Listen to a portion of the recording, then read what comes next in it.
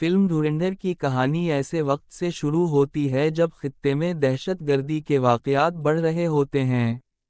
خفیہ اداروں کو اندازہ ہوتا ہے کہ کئی حملوں کے پیچھے ایک ایسا نیٹ ورک ہے جو جرائم پیشہ گروہوں اور طاقتور لوگوں کی مدد سے چل رہا ہے۔ اس خطرے کو ختم کرنے کے لیے ایک خفیہ منصوبہ بنایا جاتا ہے۔ اس منصوبے کی نگرانی ایک تجربہ کار انٹیلیجنس افسر کرتا ہے جس کا کردار اداکار آر مادھون نے ادا کیا ہے۔ وہ اس مشن کے لیے ایک غیر معمولی راستہ اختیار کرتا ہے اور کسی پیشہ ور جاسوس کے بجائے ایک دلیر مگر مشکل ماضی رکھنے والے نوجوان جسکیرت کو منتخب کرتا ہے۔ جسکیرت کو خفیہ تربیت دی جاتی ہے اور اسے ایک نئی شناخت دے دی جاتی ہے۔ اب وہ حمزہ علی کے نام سے جانا جاتا ہے۔ اس کا کام یہ ہوتا ہے کہ وہ خفیہ طور پر پاکستان جائے اور وہاں کے جرائم پیشہ حلقوں میں داخل ہو کر اندر سے اس پورے نظام کے بارے میں معلومات حاصل کرے۔ حمزہ خطرناک سفر کے بعد کراچی پہنچتا ہے جہاں ایک بااثر گینگ لیڈر رحمان ڈاکیت کی حکمرانی ہوتی ہے۔ شروع میں گینگ کے لوگ اس پر بھروسہ نہیں کرتے، لیکن وہ مختلف خطرناک کام انجام دے کر اور لڑائیوں میں حصہ لے کر اپنی بہادری ثابت کرتا ہے۔ آہستہ آہستہ وہ گینگ کے لوگوں کا اعتماد حاصل کر لیتا ہے اور رحمان کے قریب ہو جاتا ہے۔ وقت کے ساتھ حمزہ نہ صرف گینگ میں اپنی جگہ بنا لیتا ہے بلکہ پولیس اور سیاست کے بااثر افراد سے بھی رابطے قائم کر لیتا ہے۔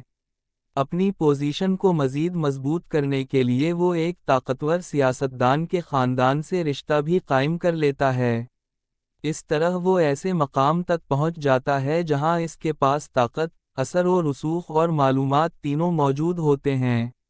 اس دوران وہ خفیہ طور پر اپنے اصل مقصد کو نہیں بھولتا اور اہم معلومات انٹیلیجنس اداروں تک پہنچاتا رہتا ہے۔ حمزہ آہستہ آہستہ حالات کو اس طرح بدلتا ہے کہ گینگ کے اندر اختلافات بڑھنے لگتے ہیں۔ وہ خاموشی سے مختلف لوگوں کو ایک دوسرے کے خلاف استعمال کرتا ہے اور ایک ایسا موقع پیدا کرتا ہے جس میں رحمان ایک خطرناک صورتحال میں پھنس جاتا ہے۔ ایک بڑی پولیس کارروائی کے دوران رحمان اپنی جان نہیں بچا پاتا۔ باہر سے دیکھنے والوں کو یہ محسوس ہوتا ہے کہ حمزہ نے اس کا ساتھ دینے کی پوری کوشش کی تھی، اسی وجہ سے کسی کو اس پر شک نہیں ہوتا۔ رحمان کی موت کے بعد گینگ کے اندر قیادت کا مسئلہ پیدا ہو جاتا ہے۔ چونکہ حمزہ پہلے ہی مضبوط حیثیت حاصل کر چکا ہوتا ہے، اس لیے آہستہ آہستہ وہی اس پورے نیٹ ورک کا نیا سربراہ بن جاتا ہے۔ اگرچہ بظاہر وہ ایک طاقتور مجرم بن چکا ہوتا ہے، لیکن حقیقت میں وہ اب بھی اپنے خفیہ مشن کا حصہ ہوتا ہے۔ اس تمام سفر کے دوران اسے اندرونی طور پر شدید ذہنی دباؤ کا سامنا بھی کرنا پڑتا ہے کیونکہ اس نے مقصد حاصل کرنے کے لیے بہت سے لوگوں کو دھوکہ دیا ہوتا ہے۔